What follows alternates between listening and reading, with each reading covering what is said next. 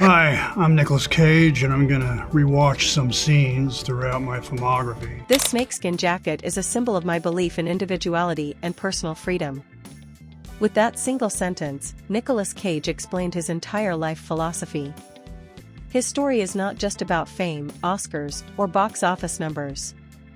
It is about excess and collapse, obsession and resilience, and a man who repeatedly lost everything yet refused to disappear. Cage's life is one of Hollywood's most extreme journeys, filled with genius, chaos, and an almost supernatural refusal to quit. Nicolas Cage was born on January 7, 1964, in Long Beach, California, as Nicholas Kim Coppola. He was born into a family where art was not a hobby, but oxygen. His father, August Coppola, was a literature professor who lived among books and ideas. His mother, Joy Vogelsang, was a dancer and choreographer who taught movement like poetry. Creativity surrounded him from every direction. Adding to that pressure was his famous bloodline. His uncle, Francis Ford Coppola, was reshaping cinema itself, while his aunt Talia Shire was becoming a screen icon. From the outside, his path looked golden, but inside the house, life was fragile. When Cage was 6 years old, his parents divorced, and the emotional center of his childhood cracked apart. He moved mostly with his mother to San Francisco, where her struggle with bipolar disorder shaped his early understanding of pain, instability, and empathy. These were not lessons taught with words, but with fear and silence. He learned how quickly a person could change, how moods could shift, and how love could exist alongside chaos. Those experiences planted something deep inside him that would later surface in his performances. Despite the darkness, creativity became his escape.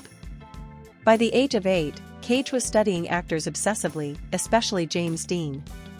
He copied the way Dean walked, spoke, and held emotion in his body.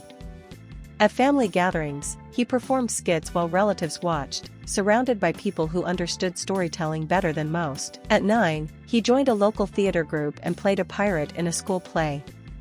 The role was small, but the feeling was enormous. Acting made him feel alive. His teenage years, however, were brutal. At Beverly Hills High School, the fantasy of being among celebrity kids collapsed quickly.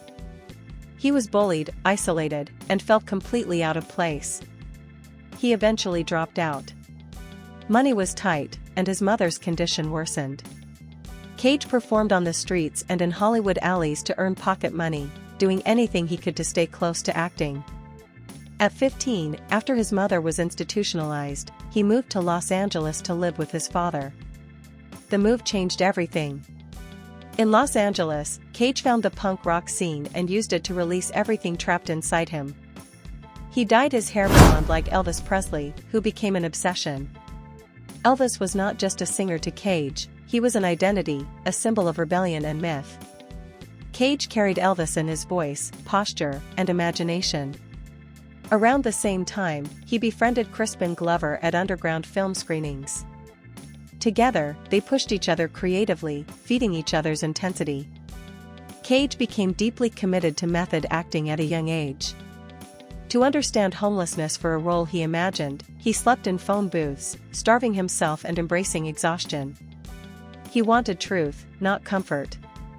At 17, he auditioned for Rumble Fish, directed by his uncle Francis Ford Coppola. He landed a small role, but he made a life-changing decision. He dropped the Coppola name and became Nicolas Cage, inspired by composer John Cage and Marvel's Luke Cage. The name represented freedom. He wanted success or failure to be his alone. Cage also struggled with dyslexia, which made reading scripts difficult. Instead of seeing it as a limitation, he adapted. He memorized lines by listening and feeling rhythm rather than reading words. This forced him to improvise and approach dialogue physically, which became one of his most unique strengths. He paid for acting classes at the Beverly Hills Playhouse by delivering pizza and taking odd jobs. Teachers often clashed with him, calling him too intense. Cage refused to be controlled. His film career began quietly. In 1982, he appeared briefly in Fast Times at Ridgemont High. His role was tiny, but the director liked his timing enough to keep him in the film. In 1983, Everything changed with Valley Girl. Cage played Randy, a rebellious musician, and improvised much of his dialogue. The film became a surprise hit, and audiences noticed his raw, unpredictable energy.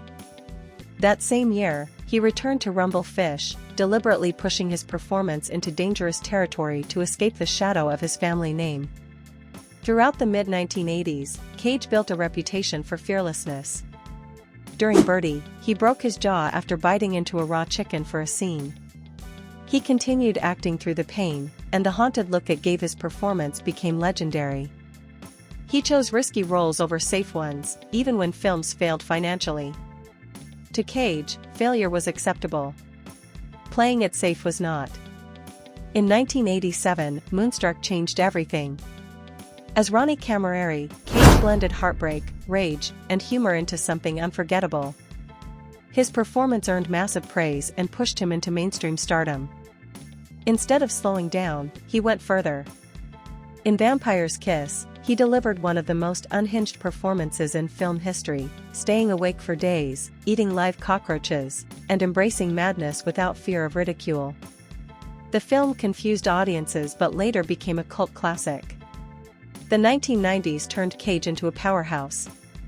He trained with military pilots for Firebirds, won the Palme d'Or with Wild at Heart, and jumped out of a plane in Honeymoon in Vegas, performing the stunt himself. Then came Leaving Las Vegas in 1995. Cage lost weight, studied alcoholism in brutal detail, and delivered a performance so raw it earned him the Academy Award for Best Actor.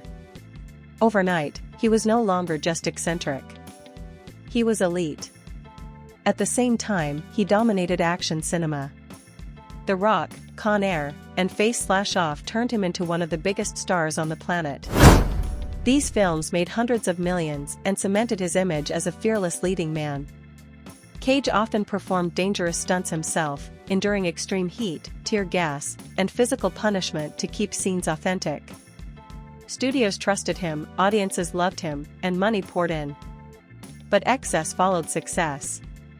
Cage spent wildly, buying castles, private islands, rare artifacts, exotic animals, and even a pyramid-shaped tomb. By the late 2000s, his financial empire collapsed. The IRS filed massive tax liens, and Cage accused his business manager of mismanaging his fortune. By 2009, he had lost nearly everything. His mansions were foreclosed, his art sold, and his reputation became a punchline. Public failures followed. Films underperformed, lawsuits stacked up, and personal struggles became headlines. Yet Cage did not stop working. He took role after role, sometimes 4 films a year, not to chase prestige, but to survive and rebuild. Slowly, something shifted. In the late 2010s, Cage experienced a creative rebirth. Mandy reminded audiences of his raw power. Pig stunned critics with its quiet emotional depth. The unbearable weight of massive talent showed a man brave enough to laugh at himself. He embraced his legacy rather than running from it. By the mid-2020s, Cage had appeared in over 125 films. His net worth stabilized, his reputation recovered, and his influence became undeniable. He was no longer just an actor. He was a symbol of survival. Nicolas Cage proved that losing everything does not mean losing yourself. Like his snakeskin jacket, his career stood for individuality, freedom, and the courage to keep going when the world expects you to disappear.